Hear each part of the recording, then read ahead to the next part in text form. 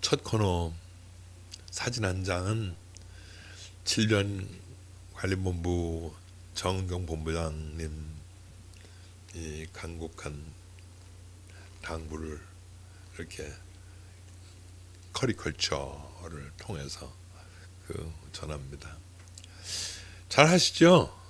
이 정 본부장님 지난 1월에 뭐 그때부터 소위 머리 염색할 시간조차 아껴가면서 온몸을 던져서 방역을 지휘해 왔습니다.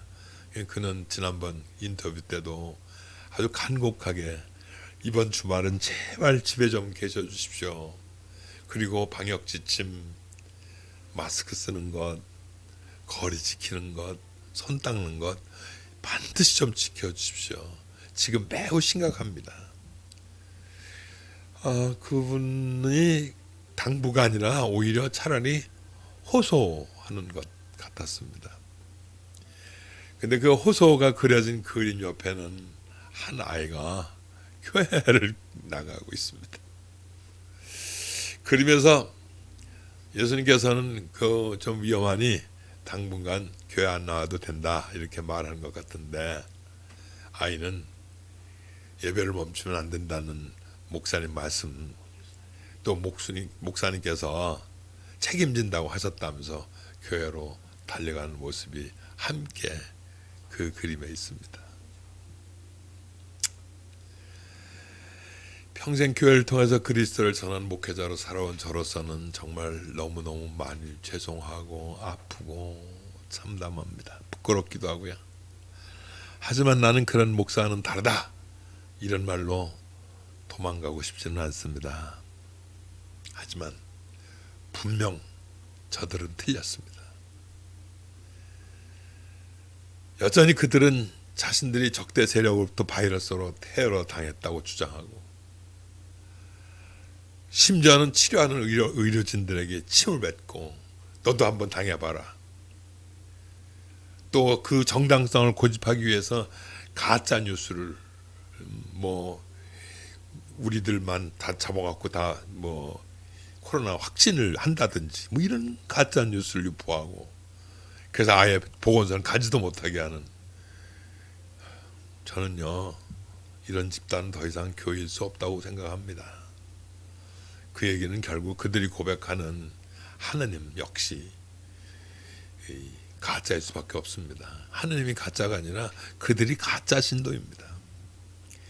한 방송사가 보도한 이 교회 신도와 방역 당국의 대화를 들어보면 이들의 인식이, 이들의 사람됨이, 그들의 신앙이 지금 어디에 와 있는지를 그대로 드러나 보입니다.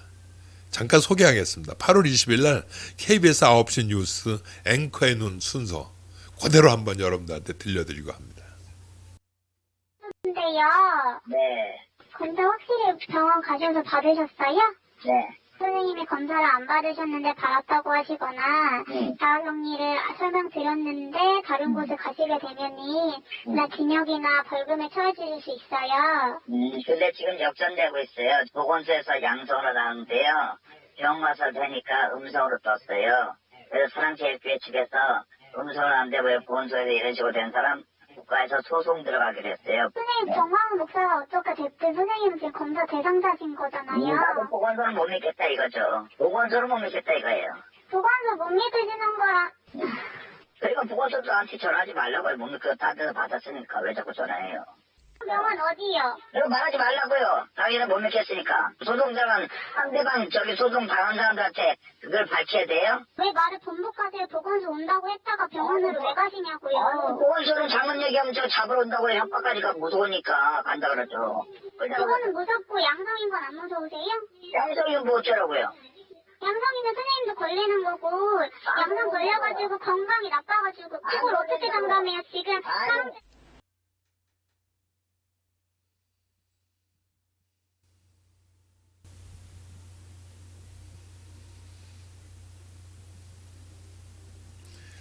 어떻습니까? 이해가 되십니까? 그리고 이 리포트의 제목이요, 저희가 이겼습니다 입니다. 이것이 저들이 생각하는 신앙이고 교회이고 정의입니다. 그래서 제가 그들을 가짜라고 단언하는 것입니다. 더 한심한 것은 이런 사람들이, 이런 집단이 꽤 많이 전국에 퍼져 있다는 것입니다. 거의 신천지 수준처럼 말입니다. 서울을 비롯해서 인천, 경기도는 물론 경남, 경북, 전남, 전북에서도 지난 주일에는요 1800여 개의 교회가 대면 예배를 강행했다고 보고하고 있습니다. 그렇게 비대면으로 하게 해달라고 그렇게 호소하는데도 하느님이 지켜주신다니요. 이런 말도 안 되는 신앙이 어디 있습니까? 정말 잘못된 신앙이고 하느님 앞에 한없이 부끄러운 신앙입니다. 또 다른 안타까운 말씀 하나 드리죠. 이번 확산이 심각하게 위험한 것은요, 전염원을 확인할 수 없는 깜깜이로 전파되는 경우가 지금 23%에 이르고 있습니다. 5 중에 하나는 어디서 감염되었는지 확인이 안 된다는 얘기입니다. 또 지금의 감염이 위험한 건 수도권뿐만 아니라 전국적으로 동시다발로 급속히 확산되고 있다고 합니다. 더 큰 문제는 사망률이 높은 약한 노인들의 확진자 중 34%가 넘는다고 하는데 그 심각성이 있습니다. 여러분들 잘 아다시피 노인의 치사율은 30%에 달합니다. 수도권 공공병실이 가득 차서 중증 환자에게 필요한 음압병실 확보하기가 쉽지 않은 모양입니다. 매일 병실 확보하는데도 말입니다. 또 어른들 때문에 아이들도 또 쉽게 노출되고 있습니다. 사진 한 장 보시죠.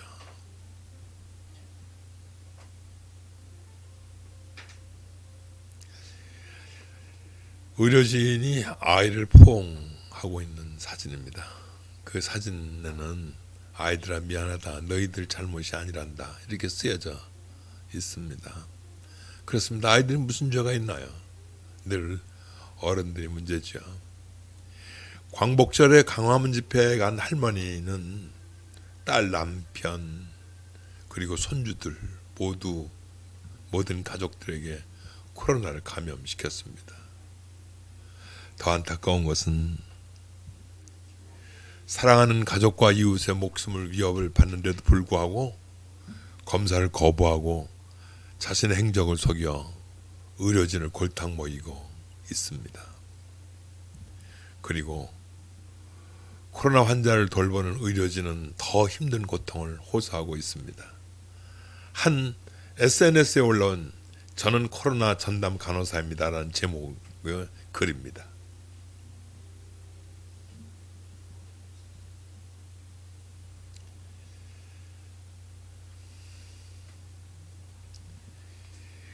환자들이 자신들을 왜 가두냐며 방호복 마스크를 빼기도 한답니다. 간호사들이 고함과 욕설을 참아내며 경우에 따라서는 화장실 변기까지 청소하며 견디고 있다는 것입니다. 반년 넘게 현장에 투입된 의료진에게 특별한 보상이나 대가는 없는 것 같습니다. 오직 국민들의 위로와 사명감으로 힘든 오늘을 견디어내고 있는데 탈진에 쓰러지기 직전인데 저들은 의료진의 희생과 헌신이 보이지 않는 것 같습니다. 의료진이 쓴 저 글, 저뿐만 아니라 많은 사람이 분노하고 있습니다. 다시 의료진에게 덕분에 저희들이 삽니다. 고맙습니다. 라고 이런 감사 인사를 꼭 전해야 할 것 같습니다. 경각심 때문에 사진을 하나 더 보여드리죠. 최근 미국에서 코로나 바이러스로 세상을 떠난 사람들의 공동묘지 사진입니다. 돌아가셔도 얼굴도 볼 수 없고 사망자를 감당할 수도 없어서 간이식으로 장례를 치러줍니다. 미국뿐 아닙니다. 유럽이나 남미에서도 이 비슷한 묘지는 쉽게 확인할 수가 있습니다. 세계 사망자가 80만을 넘었습니다. 외국인이라고 방심하시면 안 됩니다. 여러분들이 조금 긴장을 풀면 우리도 저런 묘지 보기 어렵지 않을 것 같습니다. 제가 오늘 이것저것 보여드린 것은 우리가 서로 밀어낼 수 없도록 연결되어 있다는 것을 확인하려고 하는 것입니다. 우리는 이렇게 서로 다 연결되어 있습니다. 바이러스 시대에는 조금 더 이웃을 의식하며 살아가야 합니다. 나는 내 혼자가 아니라 생각하고 먼저 상대방을 배려하는 마음을 가져야 할 것 같습니다. 내가 자칫 돌출 행동을 하게 되면 내 가족을 넘어서 이웃이 사회라 그렇게 번지고 말 것이며 결국은 그 피해는 다시 나에게로 돌아올 가능성이 너무 많습니다. 해서 정은경 본부장의 호소는 그 순환의 중심에 내가 있고 내 스스로 원칙을 지킬 때 나뿐만 아니라 모든 사람의 생명을 지킬 수 있다는 간곡한 메시지인 것을 다시 한번 확인하고 싶습니다. 오늘 우리의 연결을 진짜 소중하게 생각하신다면 잠시 동안의 단절을 피하지 말고 적극적으로 견뎌내야 합니다. 3밀이라고 하죠. 우선 당분간 밀폐, 밀접, 밀집 우선 피하시기를 바랍니다.